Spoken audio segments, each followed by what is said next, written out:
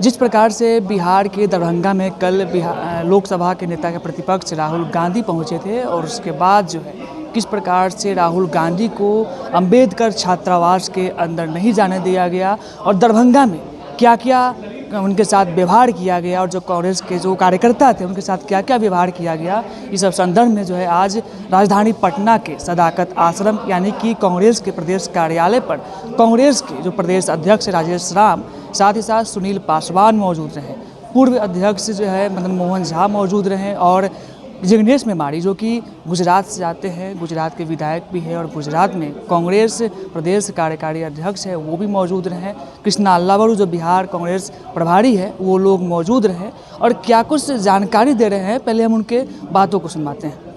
संयम से काम नहीं लेते तो हम समझते हैं कि वहाँ पे काफ़ी परेशानियाँ बढ़ जाती, इसलिए आप लोग के चैनल के माध्यम से मैं स्पष्ट कर दूं कि ये जदयू के सरकार, बीजेपी के सरकार जय भीम से डर गई है और ये जय भीम के नारा जारी रहेगा। पूरे देश में, बिहार में ये जय भीम का नारा लागू रहेगा और जब बीजेपी को जय भीम के नारे से इतने एलर्जी है तो हमें रोक के देखा है। हम अनुशासित सिपाही की तरह काम करते रहेंगे, लेकिन हम इनकी हर बाधा को पार करेंगे। अब जब ये सारी बातें आई तो मैंने जो प्रधान सचिव से हमने सवाल किया कि साहब इसके पहले तो कई सभा आपने किया है और जब सभा यहाँ पहले हो गई है, वहाँ के स्थानीय सदर विधायक बार बार करते रहते हैं जो वर्तमान में मंत्री है। इसके पहले वहाँ पे एक मंत्री सुपर मंत्री आया और ये सारे उनके दबाव में, अब पता नहीं कौन स्वीपर मंत्री है जो वो हमारे सभा को दबाव देकर के रोकने का काम किया। उसके पहले तो ऐसा नहीं लग रहा था और यदि आपको रोकना था तो पहले क्यों नहीं रोका? सीधा मेरा सवाल है कि आप रोकना था तो डे 1 से आपको रोकनी चाहिए और जब हम सारी तैयारियां कंप्लीट कर लिए तो आप हमें रोकने के लिए आखिर कौन आपको सरकार चला रहा है और स्वीपर जो सरकार है जो उसको डिटेल कर रहा है। कुछ महीने पहले आपने देखा कि पार्लियामेंट के प्लेटफॉर्म से अमित शाह ने कहा कि अंबेडकर करना आजकल फैशन बन गया है। तो डॉक्टर भीमराव बाबा साहब अंबेडकर के प्रति उनको कितनी नफरत है वो पूरे मुल्क ने देखा और कल यहां सम्माननीय राहुल जी का इंटरेक्शन अंबेडकर छात्रावास के स्टूडेंट्स के साथ नहीं होने की एक प्रकार से यहां की सरकार और प्रशासन ने साजिश रची। मैं इसको सोच समझकर साजिश कह रहा हूं क्योंकि पूरी क्रोनोलॉजी जो अध्यक्ष जी ने बताई, मामला तो बहुत साफ था।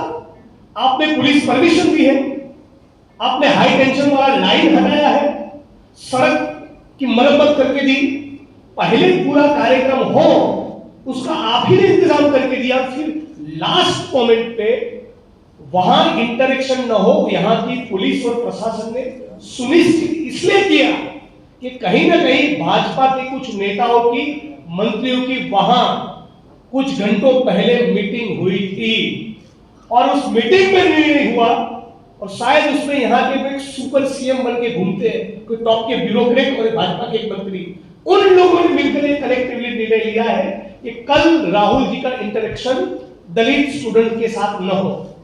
उसी प्रकार कल मेरा कार्यक्रम सीतामढ़ी में कर्पूरी ठाकुर छात्रावास में था तो लास्ट मोमेंट पर वहां पर भी पुलिस परमिशन कैंसिल कर दी।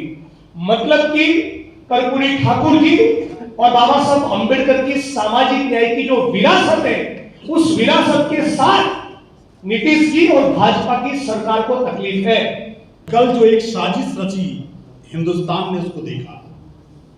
दरभंगा में, बिहार में प्रोग्राम जारी है।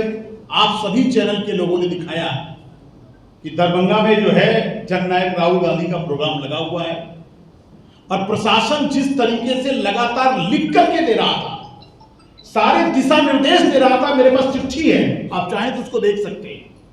वो यहां तक हमसे कह रहे थे कि जो आप प्रवेश करेंगे वो प्रवेश पत्र बनवाएंगे, छात्रों की सूची बनाएंगे और छात्र दिन रात मेहनत करके अपने छात्रों की सूची बना रहे थे और प्रवेश पत्र को निर्गत करने का इंतजाम कर रहे थे। स्थानीय स्तर का प्रशासन भी पूरी तरह से सहयोग कर रहा था, लेकिन जिस तरह से इस देश में शर्मसार करने वाली घटना हुई है, अगर इस देश के नेता, इस देश के विधायक और इस देश के संवैधानिक पदों पर बैठे वाले लोग अगर इस देश में छात्रों के भविष्य की चिंता नहीं करेंगे, छात्रों से संवाद नहीं करेंगे, अगर देश इस पर तैयार नहीं है और अकेले अगर जननायक राहुल गांधी जी पूरे देश में इस दर्द को सुनने और समझने के लिए अगर वो संवाद कर रहे हैं, तो भारत की सरकार हो चाहे बिहार की सरकार हो, उसको किसने ये ताकत दी? वो संविधान विरोधी लोग इस बात को समझने की कोशिश करें। अगर हमारे जननायक राहुल गांधी ने कहा है कि अनुच्छेद 15(5) जो संविधान में है उसको इस देश में हम लागू करेंगे, क्योंकि इस देश में जो कांग्रेस का मॉडल था उस पर बहुत बड़ा कुठाराघात हो रहा है। कांग्रेस का मॉडल क्या है? पंडित नेहरू का मॉडल क्या है? इस देश में सरकारी स्कूल होंगे, इस देश में सरकारी शिक्षा होगी, इस देश में सरकारी व्यवस्था होगी, छात्रवृत्ति होगी, छात्रावास होगा, वो छात्रों के भविष्य पर सवाल। और आज वो संकट खड़ा हो गया है। आज बड़ा बड़ा पूंजीपति का जो स्कूल होगा, आज पैसे वाले धन्ना सेठ के लोगों का स्कूल होगा, और गरीब गुरबा का, किसान मजदूर का, अनुसूचित जाति का, अल्प पिछड़े लोगों के बच्चे कैसे पढ़ेंगे?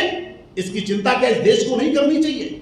और जब इस देश में हमारे संविधान में है कि अनुच्छेद 15(5) लागू है कि इस देश में निजी क्षेत्र के संस्थानों में आरक्षण लागू किया जाए, और जब यह विमर्श इस देश में जननायक राहुल गांधी जी ने जैसे ही लागू किया, जन्मजात भाजपा विरोधी सरकार ने उसके पेट में दर्द शुरू हो गया।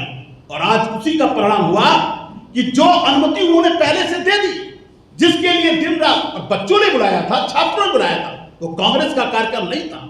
कांग्रेस की तरफ से कोई उसमें सवाल जवाब नहीं होने थे। अगर बच्चे इस देश के नेताओं से अपनी बात नहीं कहेंगे कि उनको वर्षों से बिहार में छात्रवृत्ति नहीं दी जा रही है, ये सवाल कौन खड़ा करेगा? अगर विपक्ष के नेता से ये बात इस देश के छात्र नहीं कह पाएंगे तो देश में बहुत बड़ा गहरा संकट है। और इसीलिए जननायक राहुल गांधी कहते हैं कि देश में संविधान को बचाने के लिए, क्योंकि संविधान विरोधी सरकारें, भारत विरोधी सरकारें इस भारत को नष्ट करने में लगे हुए हैं। और मैं डंके की चोट पर कह रहा हूं कि भारतीय जनता पार्टी नहीं चाहती है कि जो हजारों साल से शोषित और वंचित लोग हैं उनका उज्जवल भविष्य हो सके। वो नहीं चाहते हैं। वो वही चाहते हैं कि 3000 साल वाले, जिसमें इस देश में हजारों साल से वंचित लोगों को पढ़ने का मौका नहीं दिया गया, उनको नौकरी का मौका नहीं दिया गया, उनको शिक्षा का मौका नहीं दिया जाए, ऐसी घटिया लोग, इसके लिए देश खड़ा हो चुका है। ये देश बाबा साहब अम्बेडकर का है, पंडित नेहरू का है, मौलाना आजाद साहब का है, सरदार पटेल का है, हमारी विरासत है। हम इस देश को बचाने के लिए लड़े हैं और फिर से बच्चों के भविष्य के लिए हम लड़ेंगे। और जननायक राहुल गांधी जी इसीलिए डंके की चोट पर छात्रों से संवाद किया। और ये बात तो प्रशासन की व्यवस्था करनी चाहिए थी ना।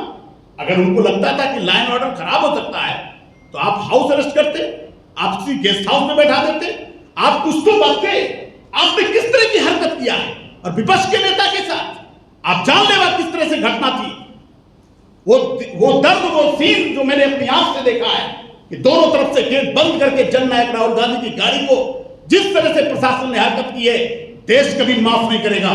तो अजीब बात है कि ये सारा कार्यक्रम, घटनाक्रम बिल्कुल अवॉइड किया जा सकता था। ये प्रशासन के द्वारा, वहां के बीजेपी मंत्रियों के दबाव में, यहां के सुपर सीएम दीपक जी के दबाव में ये काम हुआ है। अगर नीतीश कुमार जी वाकई बिहार के सीएम होते तो वो कभी नेता प्रतिपक्ष और छात्रों के संवाद को रोकने का 1% भी प्रयास नहीं करते।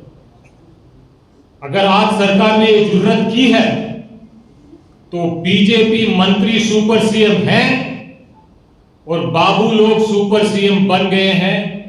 और आज जो चीज हुआ है, कल जो घटना घटी है, वो ये सुपर सीएम के की हुई घटना है।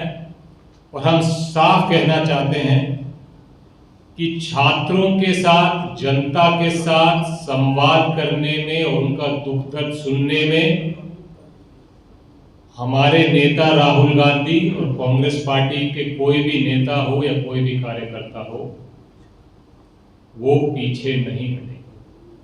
तो आप तमाम बातों को सुन रहे थे। शुरुआत हुई राजेश राम से। राजेश राम ने पूरे कहानी का एक एक पत्ता खोला कि शुरुआत दिन से क्या क्या चीज़ें हुआ और आखिरी दिन तक क्या हुआ। राजेश राम ने सबसे अहम बात ये कहा कि जब प्रशासन के द्वारा अनुमति दे दी गई थी तो आखिर में 3:30 बजे संध्या में अचानक जो है प्रशासन के ऊपर क्या दबाव आता है कि जो अम्बेडकर छात्रावास के अंदर ऐसे कार्यक्रम न करने की इजाज़त या पत्र जारी होता है। उसके बाद कृष्णा लावड़ू ने भी बड़ा आरोप लगाया और जो उनके साथ जो व्यवहार हुई, कई सारे बातों को रखा कि राहुल गांधी के साथ किस तरीके से व्यवहार किया गया, कैसे वो छात्रों के बीच पहुंचे। और सुशील पासी जो कि कांग्रेस के राष्ट्रीय महासचिव हैं, उन्होंने भी कई सारे घटना का जिक्र किया और साथ ही साथ सुशील पासी ने यह भी बात कहा कि जब दलितों की बात आती है, जब अंबेडकर की बात आती है तो कांग्रेस पार्टी हमेशा पहले भी खड़े थी और आगे भी खड़ी रहेगी।